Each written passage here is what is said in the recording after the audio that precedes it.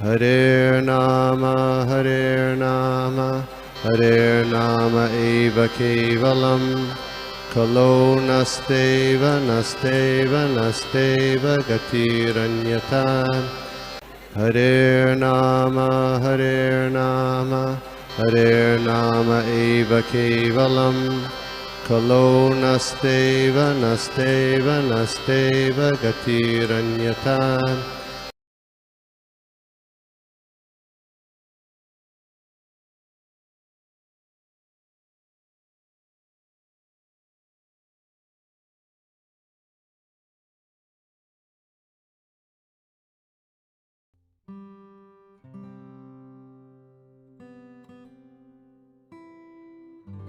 हरे कृष्णा माता जी, प्रभु जी दंडवत प्रणाम। और थैंक यू अपर्णा माता जी, बहुत स्वीट आपका वॉइस था, उतना ही स्वीट अपने भजन गाया था। थैंक यू माता जी। हरे कृष्णा। Thank you. हरे कृष्णा प्रभु। Thank you. जय श्रील प्रभुपाद की जय। हरे कृष्णा। थैंक यू प्रभु। हरे कृष्णा।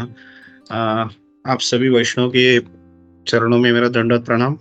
आ, आज हम लोग देख रहे हैं अध्याय स्कंद दूसरे का अध्याय 7वां, श्लोक संख्या 53। मैं अपने शुद्धिकरण के लिए इस पर्टिकुलर श्लोक के वो आचार्य से सुना हुआ जो भी मतलब उन्होंने जो कहा हुआ है वो आपके सामने प्रस्तुत करने का प्रयत्न करता हूँ। हरे कृष्णा। दंडवत प्रणाम सभी को।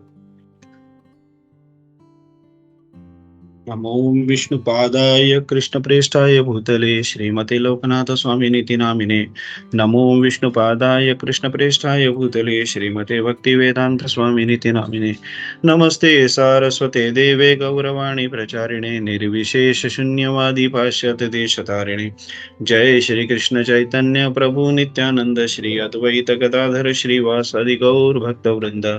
हरे कृष्णा कृष्ण कृष्ण हरे हरे, हरे राम राम राम हरे हरे।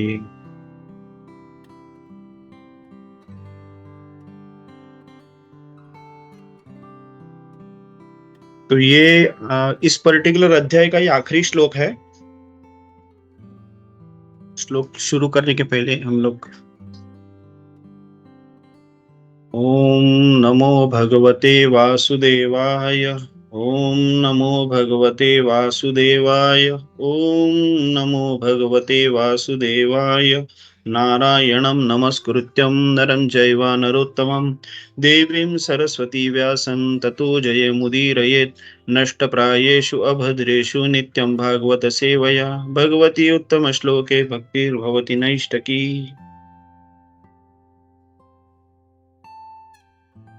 तो हम लोग अभी ये श्लोक देखते। मायां वर्णयतो अमुष्य ईश्वरस्यानुमोदतः शृण्वतः श्रद्धया नित्यं मायायात्मानमुह्यति।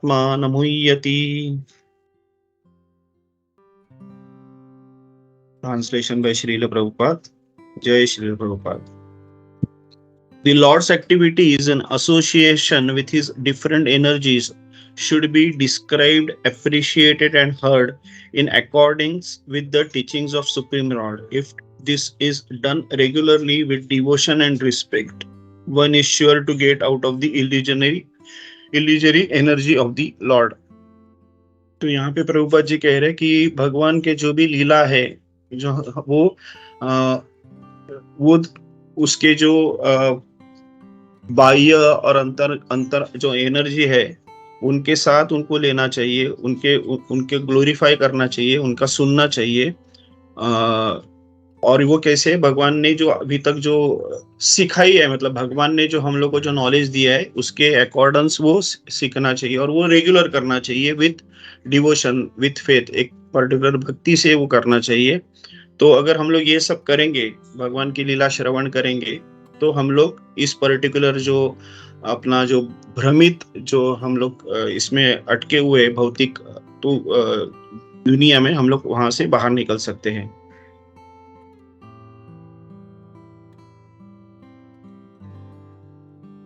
पर्पट बड़ा है, फिर भी हम लोग पढ़ लेते हैं और उसके बाद हम लोग इसके ऊपर चर्चा करेंगे। पर्पट बाय श्रील प्रभुपाद। जय Srila Prabhupada. The science of learning a subject matter seriously is different from the sentiments of fanatics. Fanatics or fools may consider the Lord's activities in relation with the external energy to be useless for them, and they may falsely claim to be higher participants in the internal energy of the Lord. But factually, the Lord's activities in relation with the external energy and the internal energy are equally good. On the other hand, those who are not completely free from the clutches of the Lord's external energy should devoutly hear regularly about the activities of the Lord in relation with the external energy. They should not foolishly jump up to the activities of the Lord's internal energy. यहाँ पे प्रभुपाद जी क्या कह रहे हैं कि ये जो भगवान की जो अंतरंग और बहिरंग शक्ति है, वो अंतरंग बहिरंग शक्ति दोनों ही कार्य करती है भगवान को लीला करने के इसके लिए। और जो भी भगवान या तो बाह्य एनर्जी के साथ में या अंतरंग शक्ति के साथ जो भी भगवान कार्य करते हैं, वो दोनों ही इक्वली बोलते ना डिवाइन है, इक्वली आध्यात्मिक है, इक्वली स्पिरिचुअल है। तो कोई ऐसा बोल नहीं सकता कि ये कम लीला जो है ये बाह्य एनर्जी में जो किया गया भगवान ने कार्य है वो छोटा है, और जो अंतरंग शक्ति में किया गया कार्य बड़ा है। तो ऐसा नहीं है। तो यहाँ पे प्रभुपाद जी वो पर्टिकुलर लोगों को बोल रहे हैं जो खुद को एक लेवल पे खुद के समझते हैं और उनको लगता है कि भगवान ने जो बाहिरंग शक्ति में जो कार्य किया है वो बहुत छोटा है। तो ये क्या होता है कि इसके लिए उनको बहुत ये मतलब ये भगवान के जो कार्य है, भगवान की जो लीला है, उनको काफी चीप समझते हैं, उनको बहुत एकदम सस्ते में लेते हैं।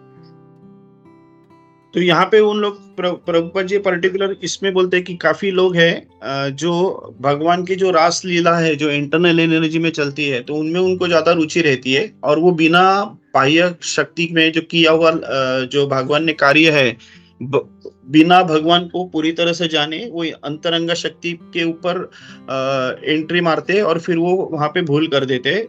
डायरेक्ट 10वें स्कंद पे लोग कूदते, उसके बारे में प्रभुपाद जी यहाँ पे बोल रहे हैं।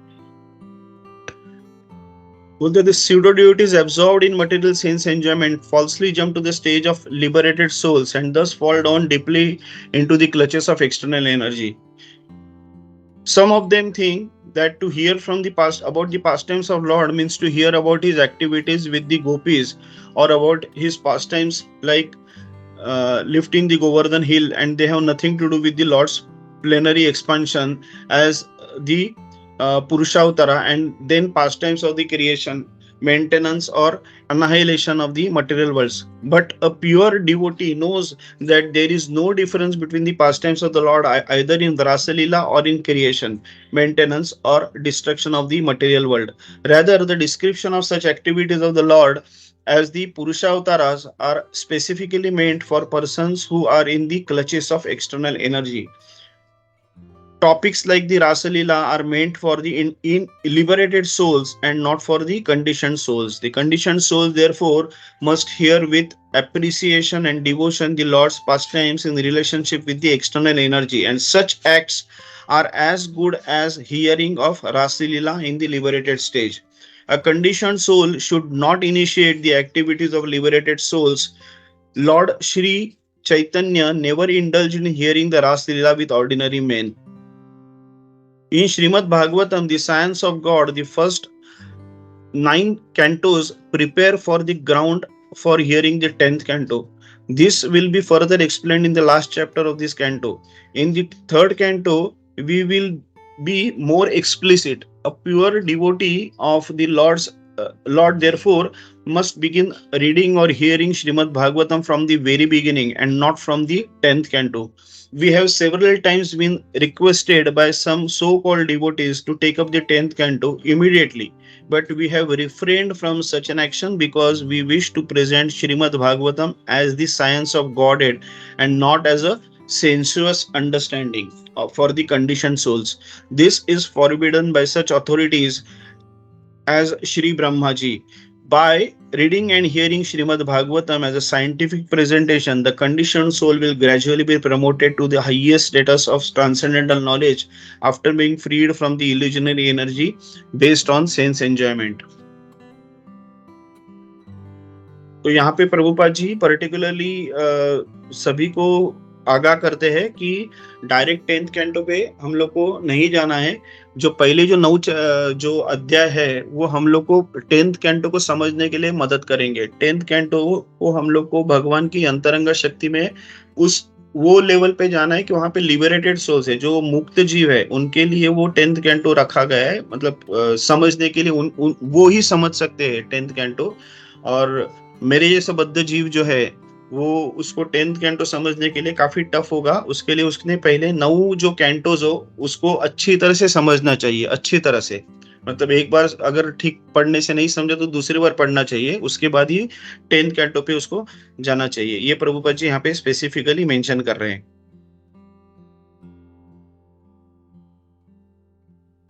जो अभी मैं जो ये बताने वाला हूँ, मतलब जो भी चर्चा हम लोग करने वाले, ये हिज ग्रेस विष्णुदत्त प्रभु जी करके है, उनका मैंने एक लेक्चर सुन रहा था, उनमें से मैंने लिया है। बाद में मनस्वी कृष्ण प्रभु जी जो कल हमारे मंदिर में आए थे, उनसे भी थोड़ा सा मैंने जो सीखा है वो मैं यहाँ पे बताने का ट्राई करूंगा। तो यहाँ पे हम लोग पहले से देखते हैं, मतलब हम लोग को पता है कि पहला कैंटो और दूसरा कैंटो जो भगवान के लोटस फीट है, और जो 10th कैंटो को हम लोग को पहला, और वो जो है पहले canto, second canto, third canto, हम लोग नीचे से भगवान के चेहरे तक जाने का प्रयास कर रहे हैं। तो हम लोग कभी भी डायरेक्टली चेहरे पे जाते नहीं भगवान का दर्शन हम लोग लेते समय पहले भगवान के चरण कमल जो है उनको देखते हैं, उसके बाद स्लोली स्लोली ऊपर जाते हैं। तो वैसे ही हमको पहले first canto, second canto, third canto, fourth canto करते करते करते हम लोग को 10th कैंटो तक जाना है, जहाँ पे भगवान का एक्चुअली जो मुख है, जो मुख कमल जो है, उस वो भगवान का मुख कमल जो है वो देखने के लिए हम लोग को पहला, दूसरा, तीसरा, इस तरीके से हम लोग ऊपर समझते ऊपर जाना है। तो मतलब हम लोग देखते हैं कि भगवान को अगर हम लोग को जानना है तो भगवान के चरण कमलों को हम लोग का आश्रय लेना चाहिए। तो वैसे ही हम लोग देखते हैं कि जब हम लोग 10th कैंटो तक पहुंचना है तो पहले भगवान के फर्स्ट और सेकंड कमल, जो भगवान के चरण कमल है, उनको हम लोग को आश्रय लेना चाहिए। गलत तरीके से हम भगवान की लीला को नहीं तो फिर समझेंगे, और वो समझने के बाद हम लोग गलत तरीके से उस चीज का अर्थ निकालेंगे। वो जो हम लोग के, जैसे प्रभुपाद जी ने बताया कि वो हम लोग बहुत ही डेंजरस सिचुएशन में डाल के हम लोग, और भी हम लोग को पतन हो सकता है, अपराध हो सकता है, और हम लोग भगवान की जो बाह्य शक्ति है उसके इसमें आ जाएंगे, माया की पकड़ में आ जाएंगे। मतलब कृष्ण लीला की जो हम लोग मानते हैं कि कृष्ण की लीला मतलब रास लीला नहीं होती है। कृष्ण की लीला जो है वो सभी जगह पे कृष्ण की लीला, मतलब उन्होंने जो गोवर्धन लीला की थी, उन्होंने जो बकासुर को, अघासुर को, इन सबको मारा था, द्रोणावत को जब सबको मारा था, वो भगवान की लीला भी जो है वो ही इक्वली उतनी ही पावरफुल है। हम लोग को वो समझना चाहिए, क्योंकि रास लीला में जब लोग ये करते हैं, रास लीला के बारे में जब जानते हैं तो उनको सिर्फ ये दिखता है कि भगवान हजारों गोपियों के साथ भगवान नाच रहे हैं। लेकिन ये वो पूरा भूल जाते हैं कि वो भगवान जो परम पुरुषोत्तम भगवान है, वो एक अकेले भले ही थे, लेकिन वो हर गोपी के साथ अलग अलग नाच रहे थे। तो हर गोपी को लग रहा था कि वो मेरे साथ ही भगवान नाच रहे। तो ये भगवान की जो लीला है वो समझना बहुत टफ है जब तक हम भगवान को नहीं जानते, क्योंकि भगवान को कृष्ण तत्व जो है, वो कृष्ण तत्व को जाने बिना अगर हम लोग ये पर्टिकुलर रास लीला की तरफ चले जाएंगे तो हम लोग बहुत गलत करेंगे, और गलत तरीके से हम लोग उस चीज को समझेंगे। जैसे प्रभुपाद जी कहते कि क्रिएशन और एनाइलेशन और फिर मेंटेनेंस, मतलब जो निर्माण हो, नियंता हो और विनाश, ये जो तीनों जी जो भगवान की जो शक्तियां है वो भी उतनी ही समझने के लिए, भगवान को समझने के लिए लाभदायक है जितना कि हम लोग रासलीला समझते हैं। तो अगर हम लोग देखते हैं कि भगवान का एकदम बहुत सबसे पहले श्लोक हम लोग जो भागवतम में पढ़ रहे थे, तो वो श्लोक, उसमें भगवान के बारे में बताया गया, क्योंकि हम लोग जब तक विष्णु तत्व या कृष्ण तत्व हम लोग पूरी तरह से जानेंगे नहीं तो हम लोग भगवान के रासलीला को नहीं जान सकते। तो हम लोग जो देखते कि पहला जो श्लोक क्या था कि ओम नमो भगवते वासुदेवाय जन्माद्यस्य यतो यतोन्वयादितरश्चार्थेन स्वभिज्ञ स्वराट तेने ब्रह्म हृदय आदि कवये मुह्यन्ति यत्सुरयः तेजो वारी मृदाम यथा विनिमयो यत्र निसर्गो मृषा धामना श्वेन सदा निरस्त कुहकम सत्यम परम धीमहि, सत्यम परम धीमहि। तो उसके इसमें व्यासदेव क्या कह रहे हैं शुरुआत से कि हे प्रभु, हे वासुदेव पुत्र श्री कृष्ण, हे सर्वव्यापी भगवान, मैं आपको सादर नमस्कार करता हूँ। यहाँ पे सर्वव्यापी भगवान, ये जो हम लोग देखते हैं कि हम लोग बहुत पहले से देख रहे हैं कि ऑल परवेडिंग जो बोलते हैं, सभी मतलब क्रिएशन के स्टार्ट से एंड तक, जो क्रिएशन का स्टार्ट एंड जो है वो भगवान के थ्रू है। तो यहाँ पे सर्वव्यापी भगवान, मैं आपको सादर नमस्कार करता हूँ। मैं भगवान श्री कृष्ण का ध्यान करता हूँ क्योंकि वे परम सत्य है और व्यक्त ब्रह्मांडों की उत्पत्ति, पालन और संहार का समस्त कारण के आदि कारण, मतलब कारणों के कारण जो है वो भगवान के बोले। और वहां पे क्या बोले कि समस्त जो ब्रह्मांड है, इतने सारे हम लोग बोलते हैं अनंत कोटि ब्रह्मांड बोलते हैं, तो अनंत कोटि ब्रह्मांड के उत्पत्ति, पालन और संहार के वो कारणों के कारण है। वे प्रत्यक्ष तथा अप्रत्यक्ष रूप से सारे जगत में अवगत रहते हैं और वे परम स्वतंत्र है क्योंकि उनसे उनके परे अन्य कोई कारण नहीं है। उन्होंने ही सर्वप्रथम आदि जीव ब्रह्मा जी के हृदय में वैदिक ज्ञान प्रदान किया। उन्हीं के कारण बड़े बड़े मुनि तथा देवता उसी तरह मोह में पड़ जाते हैं जिस तरह अग्नि में जल या जल में स्थल देखकर कोई माया के द्वारा मोहग्रस्त हो जाता है। तो हम लोग वो देखते हैं कि वो मिराज जो बोलते हैं, मिराज की मतलब डेजर्ट में रहता है, कि एक्चुअली रहता है एक सिर्फ डेजर्ट रहता है, लेकिन लोगों को लगता है वो मृग जल करके बोला जाता है, लोगों को पानी लगता है और फिर आदमी उसमें। तो यहाँ पे यही बोल रहे कि जो देवी देवता भी जो है, तो वो बड़े बड़े मुनि हैं, देवी देवता है, वो भी भगवान को समझने में गलती करते हैं, भ्रम में रह जाते हैं। उनको मतलब उनको भी भ्रम होता है कि भगवान कैसे है। तो यहाँ पे व्यासदेव वो बोल रहे, उन्हीं के कारण से सारे भौतिक ब्रह्मांड जो प्रकृति तीन गुणों की प्रतिक्रिया के कारण अस्थायी रूप में से प्रकट है, वास्तविक लगते हैं जबकि ये अवास्तविक होते हैं। अतः मैं उन भगवान श्री कृष्ण का ध्यान करता हूँ जो भौतिक जगत के भ्रामक रूपों से सर्वथा मुक्त अपने दिव्य धाम में निरंतर वास करते हैं। मैं उनका ध्यान करता हूं क्योंकि वे ही परम सत्य है। तो यहाँ पे व्यासदेव क्लियर कट मतलब डिफाइन करते हैं। हम लोग भागवत शुरू करने के पहले ही वो भगवान का आश्रय लेते हैं, भगवान श्री कृष्ण का आश्रय लेते हैं। तो यहाँ पे भी वो हम लोग देते हैं कि जो व्यासदेव जो कह रहे हैं वो दृढ़ता पूर्वक कह रहे हैं कि श्री कृष्ण ही बोलते हैं वो आदि है, वो आदि भगवान है। और अन्य जो बाकी जो रूप उनके आ रहे हैं वो प्रत्यक्ष अप्रत्यक्ष पूर्ण अंश का अंशांश है। मतलब हम लोग काफी टाइम से देख रहे हैं कि भगवान पूर्ण है तो उसके प्लेनरी एक्सपांशन जो बोलते हैं अंश है।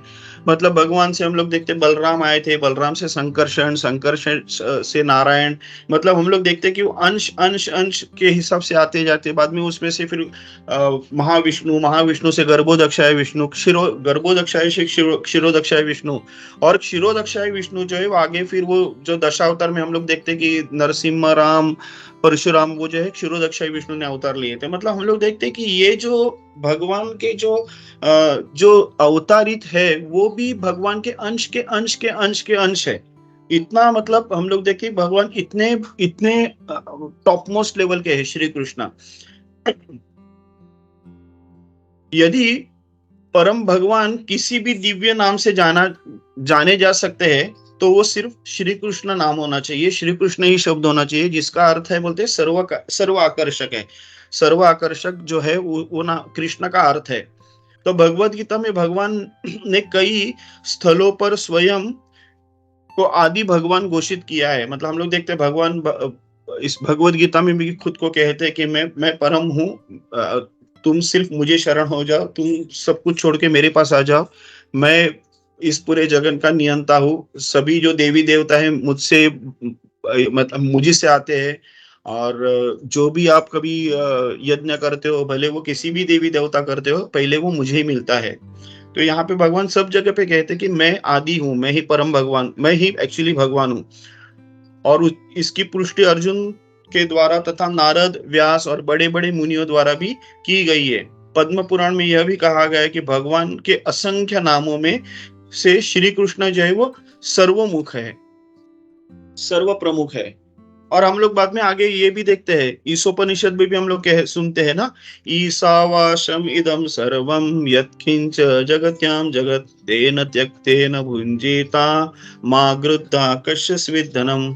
तो उसका मीनिंग क्या है कि जो भी चल अचल इस दुनिया में हम लोग दुनिया में नहीं, ब्रह्मांड में हम लोग जो जो भी देखते हैं वो भगवान के नियंता, उसके नियंता भगवान है, और भगवान ही उनको कंट्रोल करते हैं, भगवान ही उनको मतलब वो भगवान ही उनके मालिक है। और उसके लिए हम लोग को क्या करना चाहिए, हम लोग सिर्फ वो ही लेना चाहिए जो हमारे लिए भगवान ने निकाल के रखा है, हमारा जो कोटा बना के भगवान ने रखा है, और हम लोग से उतना ही हम लोग को लेना चाहिए। उसके अलावा हमको किसी चीज की अभिलाषा नहीं करनी चाहिए, क्योंकि हम लोग को जान लेना चाहिए कि हम लोग जो भी ले रहे हैं वो उसके नियंता भगवान है, उसके मालिक भगवान है। तो यहाँ पे भी क्लियर कट ये कि सभी जो ब्रह्मांड में दिखने वाले सभी चल अचल, मतलब हम लोग देखते हैं ये चल अचल में, अचल में तो मतलब ये बिल्डिंग हो या फिर ये डोंगर हो, मतलब पर्वत हो या फिर नदी हो या फिर नाम, या ये मतलब ये पेड़ हो जो चल नहीं सकते, ये सभी सभी जो हम लोग को जो भी दिखते हैं वो सभी भगवान के नियंता है। सब भगवान उसी, मतलब इस सब के नियंता भगवान है। आज मनुष्य जो भी कर रहा है वो क्या कर रहा है, वो इसी क्रिएशन जो भगवान की प्रकृति है उस प्रकृति से निकाल के कुछ बना रहे हैं। मनुष्य कुछ अपने मतलब हवा में से कुछ बना नहीं रहा है, मतलब हवा में से भी बनेगा, हवा भी तो भगवान की है। वो ऐसा कुछ मनुष्य नहीं कर रहा है जो भगवान ने नहीं किया हुआ है, तो ऐसा तो कोई चीज नहीं है। तो मतलब हम लोग भी मतलब जो भी कर रहे हैं वो भगवान, तो ये जो पूरी की पूरी चल अचल जो मतलब एटम से लेके टॉप मोस्ट जो सब गैलेक्सी या ब्रह्मांड है वो सभी भगवान के अंडर है। कल ये अपने प्रभु जी जो थे, उन्होंने मनस्वी कृष्ण प्रभु जी, उन्होंने एक बहुत अच्छा पॉइंट निकाला था। वो बोल रहे थे कि हम लोग हर बार भगवान को के हर चीज को कमल के साथ हम लोग क्यों उसकी मतलब उपमा देते हैं। कमल का उपमा हम लोग भगवान के बोलते हैं ना, कमल नयन हो, कमल चरण हो, कमल लोटस बोलते हैं ना चेहरे हो, या पंकज नाभाए, जो भी है हम लोग हर बार कमल के साथ हम लोग भगवान की ये करते हैं। तो उन्होंने बहुत अच्छा बताया था कि बोलते हैं कि जो ब्रह्मा जी है, ब्रह्मा, वो ब्रह्मा जी आ गए भगवान के कमल से आ गए, कमल से। तो इसका मतलब क्या है कि कमल को भगवान ब्रह्मा ने नहीं बनाया था, ब्रह्मा के पहले से कमल है। तो ब्रह्मा ने जो भी चीज बनाई है वो भौतिक हो जाती है, क्योंकि ब्रह्मा ने कमल को नहीं बनाया था, तो इसका अर्थ है कमल को भगवान ने बनाया है। उसके लिए हम लोग बोलते हैं कि जो भगवान की जब भी कोई उपमा दी जाती है तो कमल की उपमा देते हैं कि क्यों कमल को भगवान ने बनाया है, वो ब्रह्मा जी ने ही बनाया है। ये बहुत एक अच्छी मतलब एक पॉइंट कल अच्छा लगा था प्रभु जी के कहने से। तो जो अगर भगवान सुप्रीम करके जाने लेते हैं उन्हें हम लोग इमिटेट करते हैं। मतलब क्या होता है कि जो कोई भगवान को सुप्रीम नहीं जानता है वो क्या करता है, मतलब उनको लगता है कि भगवान ने जो जन्म लिया है तो वो भी हमारे जैसे ही एक इंसान थे, हमारे जैसी उनकी मटेरियल बॉडी थी। तो उनको वो क्या करते हैं, भगवान को इमिटेट करने का ट्राई करते कि मैं भी भगवान जैसे बनूंगा, मैं भी भगवान हूँ। ये जो मायावादी बोलते हैं ना कि तुम कृष्णा हो, तुम कृष्णा हो, मैं कृष्णा हूँ, तो ये जो मायावादी उस लिमिट मतलब ये जो कर्मी लोग हैं वो भी मायावादी के बातों में तुरंत आ जाते हैं। और वो अगर मतलब भगवान को मानते भी है तो भी भगवान को वो एक नॉर्मल या सर्व मतलब एक शक्तिमान करके मानेंगे, लेकिन वो नॉर्मल ह्यूमन बीइंग करके मानेंगे। भले शक्तिमान ह्यूमन बीइंग कहेंगे लेकिन वो आखिर ह्यूमन बीइंग ही कहेंगे। तो यहाँ पे प्रभुपाद जी के सामने हम लोग ने देखा था कि मतलब ये स्टोरी हमने काफी बार सुनी है कि वो एक व्यक्ति आती है और वो कहती है मैं खुद भगवान हूँ। तो प्रभुपाद जी उसको फिर बोलते चलो आप भगवान है तो फिर आप भोग खाना चालू करो। फिर एक के ऊपर नए नए डिश लाते रहते हैं और फिर वो बंदा बोलता नहीं मेरा पेट भर गया। तो भगवान कहते हैं कि अगर हमारे जो भगवान है वो तो कंटिन्यूस खाते रहते हैं, कि हमारे हम लोग देखते कि पुरी में जगन्नाथपुरी जो जगन्नाथ जो है भगवान, वो तो कंटिन्यूस उनको भोग लगते रहते हैं, एक के बाद एक के बाद एक के बाद। तो बोलते हैं हमारे भगवान तो कभी नहीं थकते, अगर आप भगवान हो तो आपको भी थकना नहीं चाहिए, आपको भी खाना चाहिए।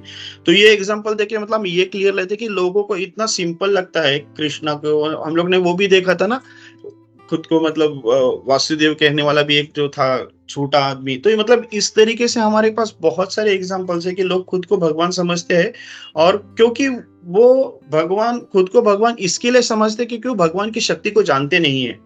ये क्रिएशन जो पूरी ब्रह्मांड का जो क्रिएटर है, ये जो मतलब ब्रह्मांड की साइज हम लोग इमेजिन भी कर नहीं सकते एब्सोल्युटली। मतलब देखते हैं कि मेरी size compare to Swastik Garden जहाँ पे मैं रहता हूँ, वो पूरे कॉम्प्लेक्स के सामने मेरी साइज क्या है, ये पूरे जो कॉम्प्लेक्स की साइज थाना के सामने क्या है, थाना जो है वो पूरे महाराष्ट्र के सामने क्या है, महाराष्ट्र इंडिया के सामने क्या है, इंडिया वर्ल्ड के सामने क्या है, तो मैं इस वर्ल्ड के सामने क्या हूँ।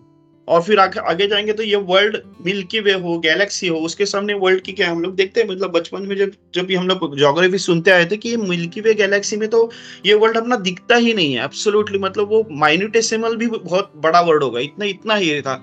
और फिर ये मिल्की वे गैलेक्सी तो ऐसे ब्रह्मांड के सामने कुछ नहीं है, और ऐसे अनंत कोटि ब्रह्मांड भगवान क्रिएट करते, तो मतलब हमारी औकात ही क्या है।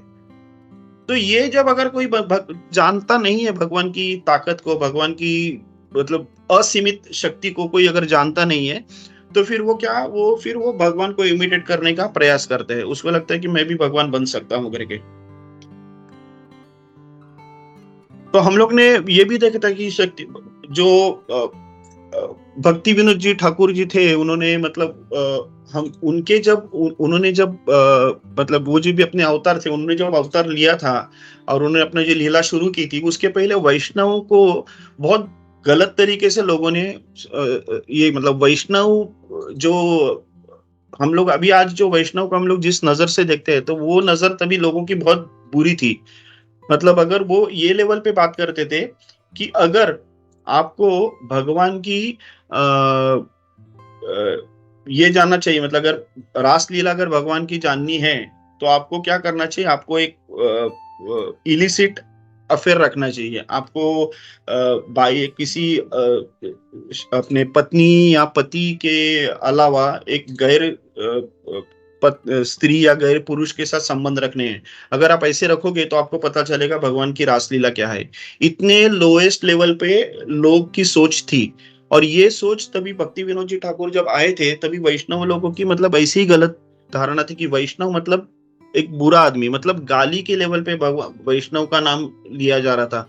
उसके लिए भक्ति विनोद ठाकुर ने मतलब पहले वही चालू किया कि पहले वैष्णव का नाम उन्होंने एक अच्छे लेवल पे लाना शुरू किया था। उसके लिए मतलब हम लोग देखते हैं कि मतलब उनका उनकी जो योगदान है, आज हम जो लेवल पे है, आज हम जिस प्लेटफॉर्म पे खड़े हैं, वो प्लेटफॉर्म बनाने के लिए भक्ति विनोद ठाकुर जी ने कितनी मेहनत की रहेगी।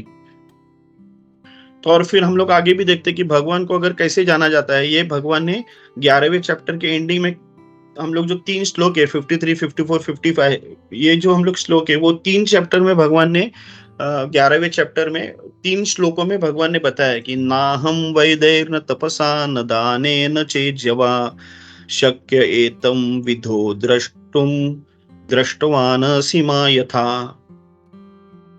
तो इसमें अर्थ क्या है, the form you are seeing with your transcendental eyes can not be understood simply by studying the Vedas. यहाँ पे भगवान भी कहते हैं कि आपको आंखों से जो दिख रहा है मुझे, हाँ मतलब आंख वो आंखों से नहीं, जो भगवान ने श्री कृष्ण अर्जुन को जो आंख दी थी वो दिव्य आंखें थी, उसमें दिव्य दृष्टि थी।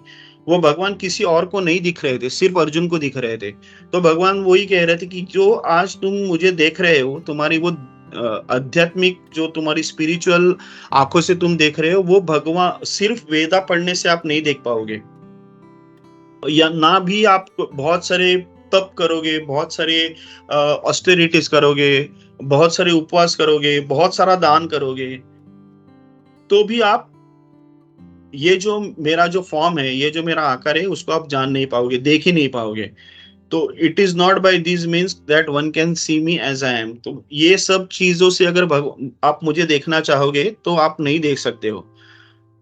तो भक्त्या तन्त्वानन्या शक्य अहम एवं विधोर्जुन ज्ञातुम द्रष्टुम च तत्वेन प्रवेष्टुम च परस्तप. So my dear Arjuna, only by undivided devotional service can I be understood as I am standing before you. तो यहाँ पे वो अर्जुन को बता रहे श्री कृष्ण की undivided devotional service, unalloyed devotional service, किसी भी मतलब टोटल टोटल सरेंडर टू भगवान, टोटल भगवान के प्रति भगवान का भजन, टोटल भगवान की पूजा अगर हम लोग करेंगे बिना किसी मिलावट से, तो वो अगर हम लोग करेंगे तो ही आप लोग मुझे जान सकते हैं. एंड कैन दस be seen directly, only in this way can you enter into the mysteries of my understanding. तो भगवान ये कहते हैं मेरा मुझे जानना एक गुह्य चीज है, और वो जानने के लिए, इस गुह्यतम चीज में ये करने के लिए, एंट्री करने के लिए, मुझे जानने के लिए आपको मेरा परम भक्त होना चाहिए, अनअलॉयड मेरे पास ये होना चाहिए, बिना किसी मिलावट की मुझे मेरी भक्ति करनी चाहिए.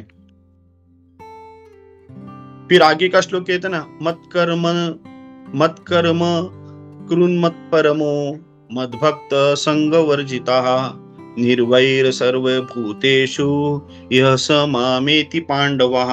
My dear Arjuna, he who engages in my pure devotional service, free from the contaminations of fruitive activities and mental speculation, he who works for me, who makes me the supreme goal of his life, and who is friendly to every living being, he certainly comes to me. तो यहाँ पे final जो 11वें श्लोक में प्रभु कृष्ण कह रहे हैं ना कि जो मेरी पूरी भक्ति करते हैं, मतलब प्योर भक्ति करता है बिना किसी मिलावट से, जो अनर्थों से निवृत्त हो चुका है, जो सकाम अपेक्षा जिनकी है वो सकाम अपेक्षा उन्होंने निकाल ली है, जो मानसिक तर्कवाद से बाहर निकले हैं, जो सिर्फ मेरे लिए कर्म करते हैं, जिसने मुझे ही अपने जीवन का परम पर्पस रखा है, मतलब गोल रखा है, और जो सभी जीव मात्रों से जो मैत्री जैसा व्यवहार करता है वो मेरे पास आते हैं करके. यहाँ पे भगवान ने वो चीज को पर्टिकुलरली हाईलाइट करके बताया कि हम लोग को अगर भगवान के पास जाना है तो हमारे पास क्या करना है, मतलब भगवान को जानना है. भगवान के पास जाने के लिए भगवान को जानना जरूरी है. तो भगवान को जानने के लिए हमको इस तरीके से व्यवहार करना चाहिए. तो भगवान पे हम लोग डिवोशनल सर्विस कैसे कर सकते हैं, तो इसका एक जस्ट एग्जांपल देना ट्राई करते हैं कि हम लोग अपने माँ पिताजी से प्यार क्यों करते हैं हम लोग माँ पिताजी से. क्योंकि हम लोग ने बचपन से देखा है कि माँ और पिताजी ने हमारे लिए कितनी मेहनत की है, हमारे लिए, मतलब बचपन से हमारे पे, मतलब जो भी हम लोग है वो माँ पिताजी के वजह से, मतलब उन्होंने बचपन से ही हम लोग को, मतलब माँ ने तो 9 महीने हम लोग को गोद में पाला, उसके बाद जो भी हमारे लिए सब कुछ किया उतने सब. तो ये सब हम लोग देखते हैं कि इतने मेहनत माँ पिताजी ने अपने के लिए, उसके लिए हम लोग माँ पिताजी के प्रति प्यार करते हैं. और हम लोग, तो यहाँ पे हम लोग दो चीज देखते हैं. एक तो है कि जो माँ पिताजी के प्रति बहुत प्यार करता है, और दूसरा है जो माँ पिताजी के इन पर्टिकुलर जो मेहनत है, माँ पिताजी ने जो प्यार किया है उस प्यार को भूलता है और उनको वृद्धाश्रम में रखते हैं. तो यहाँ पे देखते हैं कि जो माँ पिताजी के प्रति बहुत प्यार करता है, तो वैसे ही भगवान को अगर हम लोग जानेंगे तो हम लोग को पता चलेगा कि जितना माँ पिताजी ने हम पे प्यार किया उससे कई गुना ज्यादा भगवान ने किया है हम पे प्यार. और वो अगर हम लोग जानेंगे तो हम लोग भगवान के प्रति हमारा प्यार आ जाता है, भगवान के प्रति हम लोग एक रिस्पेक्ट आता है, भगवान के प्रति हमारे मतलब प्रेम निर्माण हो जाता है, और फिर वो प्रेम से हम लोग भगवान की भक्ति करना चालू करते हैं. तो यहाँ पे एक चीज हो गई कि जो भगवान को जानता है, जो मतलब माँ पिताजी का एग्जांपल देते हैं कि जो माँ पिताजी को जानते हैं वैसे अगर कोई जो भगवान को जानेगा तो भगवान के प्रति प्यार करेगा. तो वैसे एक जो लोग दूसरे टाइप के लोग हैं, जो माँ पिताजी के जो मेहनत की है, माँ पिताजी ने जो प्यार दिखाया है, उनको भूलते हैं और वो माँ पिताजी को वृद्धाश्रम में डालते हैं, या फिर माँ पिताजी की तरफ उनकी ध्यान नहीं रखते. तो इसमें वो जो लोग हैं, उसमें माँ पिताजी है, उनको बहुत दुख होता है क्योंकि वो भौतिक है, तो उनको दुख होता है. यहाँ पे भगवान को दुख नहीं, भगवान को दुख होता है, लेकिन उसका डायरेक्ट इम्पैक्ट होता है जो भगवान के प्रति अश्रद्धा है, जो भगवान ने किया हुआ उस चीज को भूलते हैं, और भगवान के प्रति जिनका प्यार नहीं है. तो हम लोग जस्ट एक दो चीजों को क्लब करना ट्राई कर रहे हैं कि माँ पिताजी ने अपने लिए जो प्यार किया है, उस प्यार को जान के जो आदमी माँ पिताजी के प्रति प्यार करता है, वैसा ही भगवान ने हमारे लिए इतना प्यार किया है, वो जान के हम लोग भगवान के प्रति प्यार करेंगे तो हम लोग भगवान को जान सकते हैं. मतलब माँ पिताजी का प्यार जानने वाला ही भगवान के प्यार को जान सकता है. दूसरे अगर देखते कि माँ पिताजी का प्यार भूल गया हुआ है, और वो माँ पिताजी को वृद्धाश्रम में डालता है या उनकी देखभाल नहीं करता है। वैसे ही भगवान ने हमें जो कितना प्यार किया है वो कोई बंदा जानता नहीं है, व्यक्ति जानता नहीं है, और वो भगवान को देखा अनदेखा करता है और वो अभक्त बन जाता है। तो ऐसे लोगों को क्या होता है कि उनको उनके ऊपर ये सब चीज वापस आ जाती है और फिर वो और गलत गलत इसमें मटेरियल कल्चर्स में घुसते जाते हैं। तो ये जस्ट एक एग्जांपल देना चाहिए था कि हम लोग माँ पिताजी के प्रति हमारा जो प्यार है, क्योंकि हम लोग माँ पिताजी का प्यार जानते हैं, वैसे ही अगर भगवान के हम लोग स्क्रिप्चर्स पढ़ेंगे, भागवतम पढ़ेंगे या फिर और भी मतलब कथा सुनेंगे आचार्यों से, तो हम लोग को पता चलेगा कि भगवान हमारे लिए कितना प्यार करता है। और वो भगवान का प्यार अगर हम लोग जानेंगे तो फिर हम लोग भी उतना भगवान से प्यार कर सकते हैं और भगवान के प्रति हमारी श्रद्धा बढ़ सकती है। तो ये हम लोग देखते हैं कि भगवान को जो लोग सोचते हैं कि भगवान एक नॉर्मल ह्यूमन बीइंग है, उन्होंने ये जो स्टोरी जो मतलब हम लोग देखते हैं, स्टोरी नहीं बनाई है, लेकिन वो स्टोरी से उन्होंने जो सीख ली है वो गलत तरीके से, कि भगवान के उंगली में, पाँव के एक छोटी सी उंगली में जब बाण लग जाता है उसके बाद भगवान मर जाते हैं करके। तो यहाँ पे प्रभु जी कह रहे थे कि हम भगवान जब इस अपने पूरे मतलब जब कुरुक्षेत्र में सारथी का काम कर रहे थे अर्जुन के, तो उनके भीष्म के कितने सारे बाण उनको लगे थे, कितने सारे, मतलब छाती में तक गए थे, पूरे पूरे बदन में उनके बाण लगे थे। और भगवान वो बाणों को सराह रहे थे, मतलब खुश हो रहे थे कि मेरा एक भक्त है वो इतना, मतलब क्योंकि हम लोग जानते हैं कि भीष्म जो है वो इवन अर्जुन से पावरफुल थे, और पूरे कुरुक्षेत्र में भीष्म के उतना पावरफुल कोई योद्धा था नहीं। तो ये भीष्म के जब बाण लग रहे थे कृष्ण को, तो कृष्ण खुश हो रहे थे कि भक्त का बाण लग रहा है उनको, वो मतलब वो खून से वो दुखी नहीं रहते। जो भगवान को इस पूरे शिकार मतलब पूरे शरीर में बाण लगते हैं, छाती में बाण लगते हैं, उनको कुछ नहीं होता है। वो उंगली के पाँव की उंगली पे अगर बाण लगने से उसकी मौत कैसे हो सकती है। तो ये जो कर्मी लोग हैं जो भगवान को नॉर्मल समझते हैं, उनके मन में ऐसा ख्याल आता है कि भगवान को, और वो मृत्यु पा लेते, मतलब वो लेवल पे जाते कि भगवान की मृत्यु हो गई, भगवान आदि अनादि अनंत है, उसकी मृत्यु हो गई, कि जिसका जन्म ही नहीं हुआ उसकी मृत्यु हो गई के लेवल पे वो जाके बात करते हैं। एक्चुअली मैं जस्ट एक थोड़ा एक एग्जांपल बताना ये कर रहा था कि मैं एक मनस शक्ति केंद्र, अगर कोई महाराष्ट्र में रहते हैं तो उनको पता रहेगा, एक मनस शक्ति केंद्र है। तो वहां पे जो स्वामी विज्ञानंद हुआ करते थे, वो उन्होंने साइंटिफिक लेवल पे लोगों के दिमाग पे काफी उन्होंने सर्च किया है, और बच्चों की दिमाग पे गर्भ संस्कार वगैरह के लेवल पे उन्होंने काफी अच्छी लेवल पे उन्होंने किया है। लेकिन जैसे प्रभुपाद जी हर बार बोलते हैं ना कि मेंटल स्पेकुलेशन से आदमी की सोच बदल जाती है और फिर वो आदमी अपने दिमाग से सोचना चालू करते हैं। तो वहां पे भी शायद वो विज्ञानंद प्रभु वो डिसिप्लिक सक्सेशन फॉलो नहीं किया था, और उन्होंने ये जो भगवान की उंगली पे लगने वाला जो बाण है उसका उन्होंने मनस शक्ति केंद्र में मेन डोर पे ये चीजों का रखा था कि राम वाली को पेड़ के पीछे से मारते हैं, और यहाँ पे वो शिकारी जो है कृष्ण के उंगली पे मारते। तो बोलता है कि देखो राम ने वाली को मारा और फिर वाली ने वो शिकारी का जन्म लेके कृष्ण को मारा, तो ये कर्म का फल जो है करके। और ये मतलब इतने हाई लेवल पे सबको बताता है कि सब लोग खुश हो जाते हैं, जिनको मतलब जो ये जानते नहीं कि भगवान ये कर्म फल के परे है, उनको ये कर्म और फल वगैरह ये भगवान के लिए लगता नहीं। उनके सब लीलाएं जो दिव्य रहती है, वो लीला रहती है, वो हम लोग समझ नहीं सकते। वो लोग जो रहते हैं वो जो है उनको ये पॉइंट इतना अच्छा लगता है कि वो एकदम वो तारीफ करते हैं, अरे वाह क्या सोच है, क्या जबरदस्त कहा है, क्या जबरदस्त कहा है। तो मतलब ये चीज का मतलब कहने की तात्पर्य है कि एक डिसिप्लिक सक्सेशन से बाहर निकल के आदमी जो मेंटल स्पेकुलेट करके वो पूरी जो कहानी का पूरा ट्विस्ट दे देता है, कहानी का पूरा अर्थ ही बदल देता है। और फिर होता है ऐसा कि एक जो जनरल मास है वो फिर जनरल मास वो इनके भूल भुलैया में फंस जाती है और वो भी गलत इसमें चली जाती है। तो भगवान की मतलब ये जो लीला है, इस टाइप की जो लीला है कि बाण से मरना, या मतलब छोटे एक उंगली पे सिर्फ बाण लगने से भगवान ने अपना अवतार समाप्त करना, ये जो सब जो लीला भगवान करते हैं, वो प्रभु जी कहते हैं कि ये नास्तिक को और बिविल्डर करने के लिए, कंफ्यूज करने के लिए, और नास्तिक उसमें कंफ्यूज हो जाते हैं और मेंटल स्पेकुलेट करते बैठे हैं कि भगवान ने ऐसा क्यों किया। फिर फाइनली इसमें एक एग्जांपल बता के मैं इस पर्टिकुलर इसको मैं ये करता हूँ, समाप्त करता हूँ, क्योंकि टाइम हो रहा है।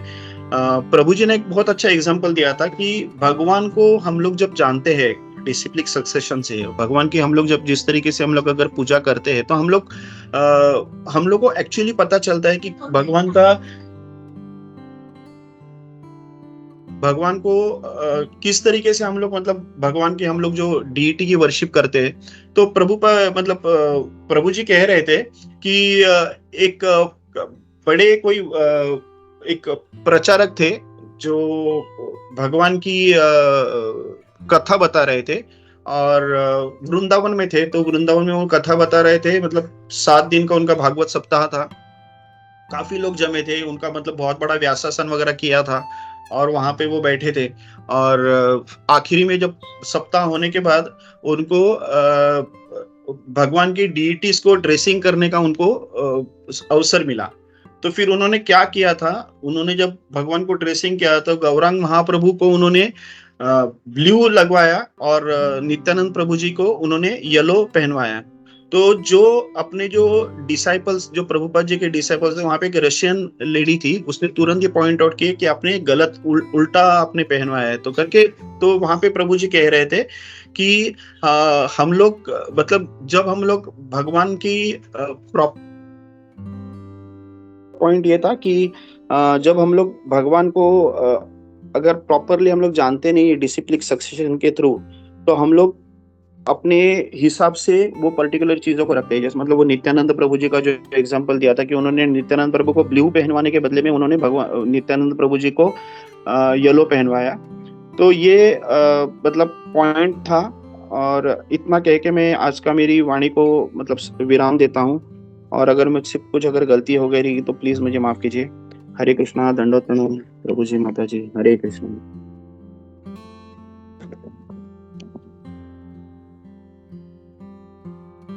हरे कृष्णा प्रभु, थैंक यू ब्रो। बहुत अच्छा है, फिलोसफिकल पॉइंट था, वो बहुत अच्छे से आपने प्रेजेंट किया था। जो भी था मतलब जैसे रासलीला के बारे में नहीं पढ़ना चाहिए, भगवान कौन है, तो प्रेजेंट है। थैंक यू प्रभु, हरे कृष्णा। प्रभु जी आपका आवाज नहीं आ रहा, थोड़ा थोड़ा थोड़ा इससे बोल सकते हो? हेलो, हरे कृष्णा प्रभु जी। अभी आ रहा है? हाँ अभी आ रहा है प्रभु जी। नहीं मतलब बहुत अच्छे से आपने फिलोसफी प्रेजेंट किया प्रभु, थैंक यू, हरे कृष्णा।